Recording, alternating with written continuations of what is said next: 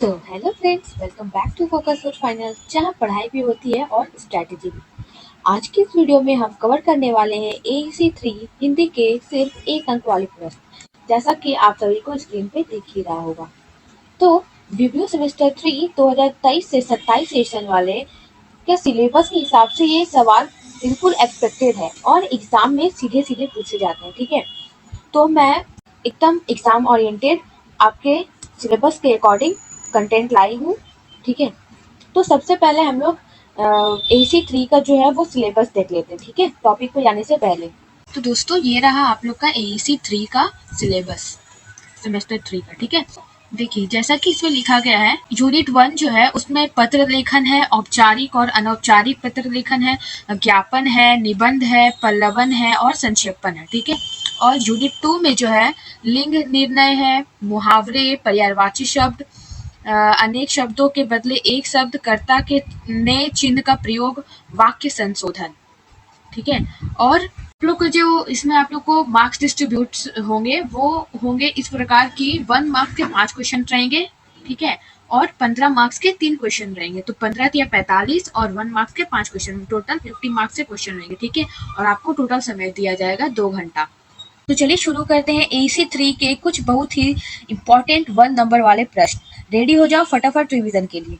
और जो लोग मेरे चैनल पर नए हैं वो फटाफट से हमारे चैनल को सब्सक्राइब करें, बेल आइकन प्रेस करें ताकि और भी आपको वीडियो नोटिफिकेशन मिल जाए। ठीक है, तो चलिए क्वेश्चन को शुरू करते हैं। तो एक अंक वाले जो क्वेश्चन है उसमें आप लोगों को एक वर्ड में आंसर देना है या फिर 1-2 लाइन में आप उसे लिख सकते हैं। पहला जो क्वेश्चन है वो है ज्ञापन को अंग्रेजी में क्या कहते हैं, तो ज्ञापन को अंग्रेजी में मेमो कहते हैं।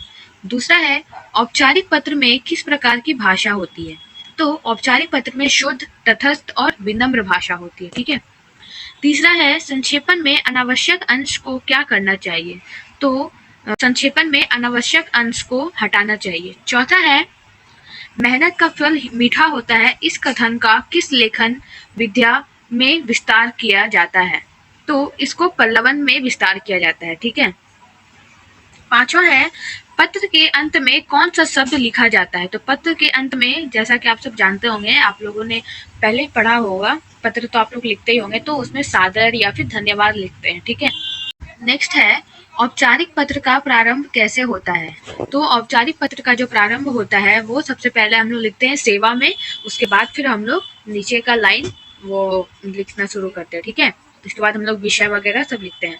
दूसरा है प्रिय मित्र किस प्रकार के पत्र में लिखा जाता है, तो प्रिय मित्र जो है वो अनौपचारिक पत्र में लिखा जाता है। ठीक है, निबंध लेखन में कितने मुख्य भाग होते हैं, तो निबंध लेखन में 3 मुख्य भाग होते हैं, भूमिका, मुख्य भाग और उपसंहार। चौथा है किस बात को विस्तार से लिखना क्या कहलाता है, किसी बात को विस्तार से लिखना क्या कहलाता है, तो किसी बात को अगर हम लोग विस्तार से लिखते हैं तो उसको हम लोग पल्लवन कहते हैं। ठीक है, पांचवा है एक गद्यांश का सार बनाना किस लेखन विधा से जुड़ा है, तो एक गद्यांश का सार बनाना जो है वो संक्षेपण लेखन से जुड़ा हुआ है। ज्ञापन किसके बीच में लिखा जाता है, तो ज्ञापन जो है वो संस्था या विभाग के अंदर लिखा जाता है। निबंध में भाषा कैसी होनी चाहिए, तो निबंध में जो भाषा होनी चाहिए वो सरल, प्रवाहपूर्ण और तथ्यात्मक होना चाहिए, इधर उधर की बातें नहीं लिखना चाहिए। जो जो जिस चीज का निबंध आपको टॉपिक मिला गया है बस आप उसी के बारे में लिखिए। ठीक है, आठवां है पत्र के मुख्य भाग कितने होते हैं, तो यहाँ पे थोड़ा सा कट गया है, तो मैं बताना चाहूंगी पत्र के मुख्य भाग जो होते हैं वो 6 होते हैं। ठीक है, सबसे पहला होता है शीर्षक, दूसरा होता है अभिवादन, तीसरा होता है मुख्य भाग, चौथा होता है समापन, पांचवा होता है हस्ताक्षर और छठा होता है संलग्नक। ठीक है, नेक्स्ट है पल्लवन लेखन में किसका प्रयोग अधिक होता है, तो पल्लवन लेखन में कल्पना शक्ति और विस्तार शैली का प्रयोग अधिक होता है। ठीक है, एक अनुच्छेद को छोटा और अर्थपूर्ण बनाना क्या कहलाता है, तो एक जैसा कोई अनुच्छेद है उसको हम लोग छोटा बनाते हैं तो उसको हम लोग संक्षेपण कहते हैं। तो वो सारे थे आपके यूनिट 1 के क्वेश्चंस, जो यूनिट 1 में आपको टॉपिक्स दिया गया था उससे रिलेटेड था आपके क्वेश्चन। और अभी स्टार्ट हम लोग करेंगे व्याकरण, मतलब यूनिट 2 से यूनिट 2 का टॉपिक्स। ठीक है, तो हमारा क्वेश्चन है ने चिन्ह का प्रयोग किस काल में होता है, तो ने चिन्ह का प्रयोग भूतकाल में होता है। जैसे कि रमेश ने खाना खाया, तो खाना खाया तो वो खाया था। ठीक है, तो वो भूतकाल में है। तो नेक्स्ट है राम स्कूल गया, तो रिक्त स्थान में उपयुक्त शब्द भरिए। तो राम स्कूल में गया, कहाँ गया? तो स्कूल में गया। तो जल शब्द का एक पर्यायवाची शब्द क्या है? तो आप लोग सब जानते हैं, जल शब्द तो आप लोग बचपन से पढ़ते आए। जल शब्द का एक ही पर्यायवाची शब्द बहुत सारा है, जल शब्द का बहुत सारे पर्यायवाची शब्द है, तो आप लोग कोई भी लिख सकते हैं। तो जैसे कि हमने लिखा है यहाँ पे नीर, ठीक है, नीर। नेक्स्ट है नहीं जानता एक वाक्य में क्या है? तो ये जो नहीं जानता, ये एक वाक्य में इसको बोलेंगे नकारात्मक वाक्य। नेक्स्ट है पढ़ती शब्द का लिंग निर्धारण कीजिए।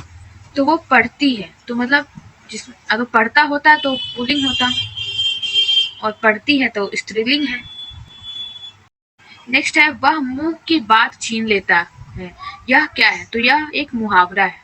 जो सब कुछ जानता हो इसके लिए एक शब्द में उत्तर दीजिए। सर्वज्ञ। जिसको सब कुछ पता हो, सब कुछ का उसको ज्ञान हो, ठीक है, उसको सर्वज्ञ कहते हैं। नेक्स्ट है राम ने किताब पढ़ी। वाक्य में कौन सा चिन्ह प्रयोग हुआ है? तो कौन सा चिन्ह है? ने चिन्ह। और ये ने चिन्ह कब आता है? भूतकाल में, ठीक है। राम ने किताब पढ़ी।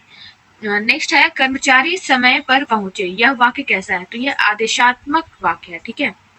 नेक्स्ट है सूर्य के दो पर्यायवाची शब्द लिखे। तो सूर्य के बहुत सारे हैं, आपको जो मन करता लिखे। मैंने यहाँ पे लिखा है रवि और भानु, दिवाकर भी होता है, आदि भी होता है, ठीक है। अब आते हैं सीता शब्द का लिंग क्या है? तो सीता शब्द का लिंग है स्त्रीलिंग, सीता एक स्त्रीलिंग है। अग्नि का एक पर्यायवाची शब्द बताइए। अग्नि का एक पर्यायवाची शब्द है पावक, ठीक है, और भी बहुत सारे होते हैं। वह आंखों का तारा है। इस वाक्य में क्या प्रयोग हुआ है? तो यह क्या है? वह आंखों का तारा हम लोग बोलते हैं ना, तो ये एक मुहावरा है, ठीक है। राजू ने किताब पढ़ी। इसमें क्रिया किस काल की है? तो ये भूतकाल है, इसमें ने चिन्ह लगा हुआ है ना, राजू ने। जो मरणशील है एक शब्द में क्या कहलाएगा? नश्वर। मुझे खाना पसंद है। इस वाक्य का प्रकार क्या है? साधारण वाक्य है ये। मुझे खाना पसंद है, हाँ, तो ये साधारण वाक्य है। नेक्स्ट है नदी शब्द का लिंग निर्धारण कीजिए। तो नदी जो है वो स्त्रीलिंग होती है, ठीक है। पढ़ रहा हूँ, इस क्रिया का काल क्या है? तो ये पढ़ रहा हूँ, ये वर्तमान में अभी चल रहा है ये क्रिया, ठीक है, तो इसको हम लोग वर्तमान काल बोलेंगे। तो आप लोगों को पता है काल 3 होता है, वर्तमान काल, भूतकाल और भविष्य काल। वर्तमान काल जो अभी हो रहा है, भूतकाल जो पहले हो चुका है, और भविष्य काल जो होने वाला है, ठीक है। बिल्ली ने दूध पिया। वाक्य में कौन सा चिन्ह आया है? तो बिल्ली ने दूध पिया, ने चिन्ह है, तो ये कौन सा काल है बताइए? हाँ, तो ये जो काल है ये भूतकाल है। विद्यालय शब्द के लिए एक पर्यायवाची शब्द क्या है? पाठशाला, ठीक है। तो दोस्तों ये थे आपके 1 अंक वाले सुपर एक्सपेक्टेड सवाल, बिल्कुल एग्जाम के अंदाज में, ठीक है। अब एक अच्छी खबर है आप लोगों के लिए, ध्यान से सुनिए। अगली वीडियो में मैं लेकर आ रही हूँ 15 अंक वाले दीर्घ उत्तरीय प्रश्न, एकदम नोट्स फॉर्मेट में, ठीक है, जो कि आप लोग को एकदम आसानी से समझ में आएगा और आप लोग एग्जाम में एकदम अच्छे से लिख कर आएंगे। तो चैनल को अभी सब्सक्राइब करो ताकि तुम्हें अगली वीडियो का नोटिफिकेशन मिल जाए। अगर ये वीडियो अच्छी लगी हो तो लाइक जरूर करना और मुझे कमेंट करके बताना कि तुम्हें सबसे ट्रिकी क्वेश्चन कौन सा लगा, ठीक है। तो मिलता है नेक्स्ट वीडियो में, बाय बाय।